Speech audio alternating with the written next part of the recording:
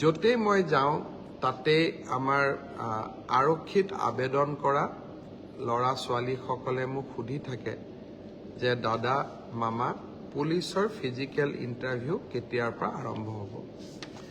আমি অসম পুলিচত 6,434টা পোষ্টৰ বাবে আবেদনৰ প্ৰক্ৰিয়া আৰম্ভ কৰিছিলোঁ আৰু আজি আমি সিদ্ধান্ত ললো যে অহা 3 অক্টোবৰৰ পৰা পুলিচৰ ফিজিকেল টেষ্টসমূহ আৰম্ভ হ'ব। গতিকে মই সকলোকে অনুৰোধ কৰিম যে বানপানীৰ যেতিয়াই পানী শুকাব আমাৰ খেলপথাৰসমূহ মুকলি হ'ব, আমি দৌৰা প্ৰেক্টিছ আৰম্ভ কৰিব লাগে, কাৰণ 3 অক্টোবৰৰ পৰা অসম আৰক্ষীৰ ফিজিকেল টেষ্ট আৰম্ভ হ'ব। মোৰ লক্ষ্য হৈছে যে ফিজিকেল টেষ্ট, ৰিটেন আৰু ভাইভা তিনিওটা প্ৰক্ৰিয়া সম্পূৰ্ণ কৰি এই বিত্তীয় বৰ্ষতে আমি যাতে এই 6,434টা পদ ভৰ্তি কৰিব পাৰোঁ, এটা সুন্দৰ নিযুক্তি প্ৰক্ৰিয়াৰ মাজেৰে ল'ৰা ছোৱালীক নিযুক্তি দিব পাৰোঁ আৰু তাৰ লগে লগে 2025 চনৰ বাবে আকৌ এবাৰ নিযুক্তি প্ৰক্ৰিয়া আমি যাতে আৰম্ভ কৰিব পাৰোঁ। বিভিন্ন স্থানত গ'লে ছাত্ৰ ছাত্ৰীসকলে ADREৰ পৰীক্ষাসমূহ কেতিয়া অনুষ্ঠিত হ'ব সেই বিষয়েও মোক প্ৰশ্ন কৰে। আজি আমি সেই বিষয়েও এখন বৈঠক কৰিছিলোঁ। ADREৰ আসাম ডিৰেক্ট ৰিক্ৰুটমেণ্ট এক্সামিনেশ্যন, যাক আমি চমুকৈ ADRE বুলি কওঁ, ADREৰ গ্ৰেড 3 পোষ্টসমূহৰ পৰীক্ষা 15, 22 আৰু 29 ছেপ্টেম্বৰত অনুষ্ঠিত হ'ব।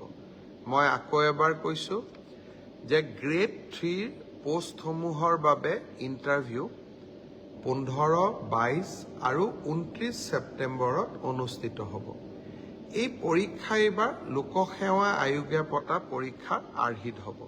প্ৰথমতে প্ৰিলিমিনাৰী পৰীক্ষা হ'ব, তাৰ পিছত মেইনছ হ'ব আৰু মেইনছৰ পিছত আমি ভাইভা প্ৰক্ৰিয়াৰ মাজেৰে আমি সমগ্ৰ ইণ্টাৰভিউ প্ৰক্ৰিয়াটো সমাপ্ত কৰিম।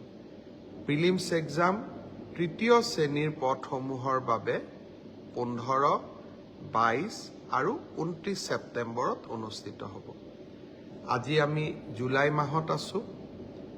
মই আশা কৰিম যে আমাৰ শিক্ষাৰ্থীসকলে, চাকৰি প্ৰাৰ্থীসকলে যাতে পঢ়া শুনা আৰম্ভ কৰে।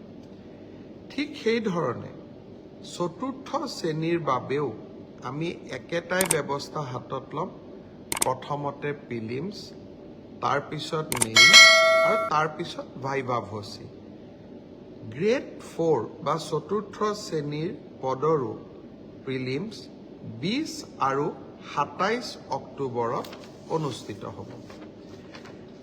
আমাৰ গ্ৰেড 3ত প্ৰায় 7,500 পোষ্ট আছে আৰু গ্ৰেড 4ত প্ৰায় 4,500 বা আৰু অলপ 100-200 বেছি, ইমানখিনি আমাৰ পোষ্ট খালী হৈ আছে। এটা স্বচ্ছ নিযুক্তি প্ৰক্ৰিয়াৰ মাজেৰে আমি এই পদখিনি পূৰণ কৰিম। এলিমেণ্টাৰী এডুকেশ্যন, প্ৰাথমিক শিক্ষা বিভাগৰ শিক্ষকসকলৰ নিযুক্তিৰ প্ৰক্ৰিয়াও খুব সোনকালে আৰম্ভ হ'ব।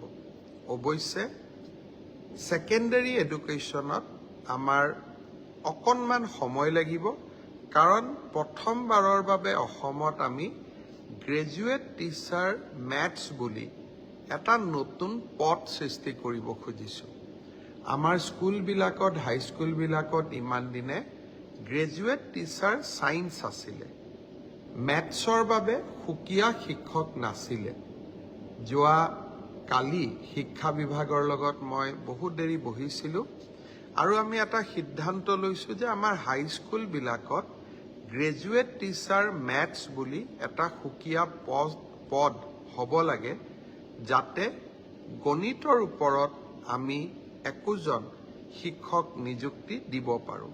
গণিতৰ শিক্ষক নোহোৱা বাবে আমাৰ স্কুলসমূহত শিক্ষা ব্যৱস্থাই ব্যৱস্থাত বহুত জটি পৰে শিক্ষা বিভাগে কেইবা হাজাৰো বিশেষকৈ প্ৰথম অৱস্থাত প্ৰায় 2000 গণিত শিক্ষকৰ পদ সৃষ্টি কৰিব লাগিব সেয়েহে মাধ্যমিক শিক্ষকৰ নিযুক্তি প্ৰক্ৰিয়াটো এমাহ বা দুমাহ পিছত আমি আৰম্ভ কৰিম সেই হলেও মোৰ লক্ষ্য যে এই গোটেই পোষ্টখিনি গ্ৰেড 3 7600 গ্ৰেড 4 5000 পুলিচত 6434 এলিমেণ্টাৰী এডুকেশ্যনত 5550 গৰাকী শিক্ষক ছেকেণ্ডাৰী এডুকেশ্যনতো প্ৰায় 8000 শিক্ষক এই গোটেই অৰ্থাৎ প্ৰায় 35000 নিযুক্তি আমি মাৰ্চ মাহ বা এপ্ৰিল বিশেষকৈ বহাগ বিহুৰ আগতে আমি শেষ কৰিব খুজিছো ছাত্ৰ ছাত্ৰীসকল যুৱক যুৱতীসকল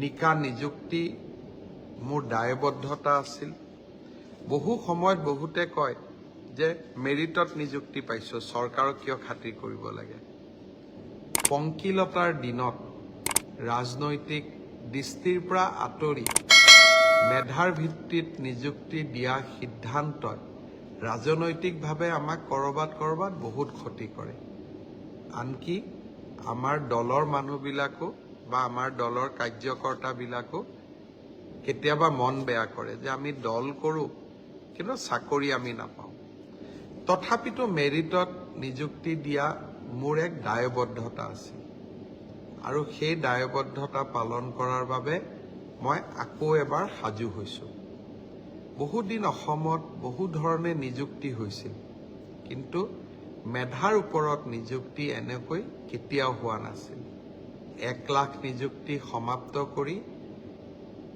নিৰ্বাচনী সভাবিলাকত মই যি ধৰণে প্ৰতিশ্ৰুতি দিছিলো যে মই আৰু 50000 নিযুক্তিৰ ব্যৱস্থা কৰিম তাৰ প্ৰতি ধাৱমান হৈছো আজিৰ পৰা সেই প্ৰক্ৰিয়া আৰম্ভ হ'ল সকলোকে বহুত শুভেচ্ছা জনাইছো ভালকৈ পঢ়িব লাগে আৰু দেউতা মাৰ লগতে সকলোৰে সুনাম বৃদ্ধি কৰিব লাগে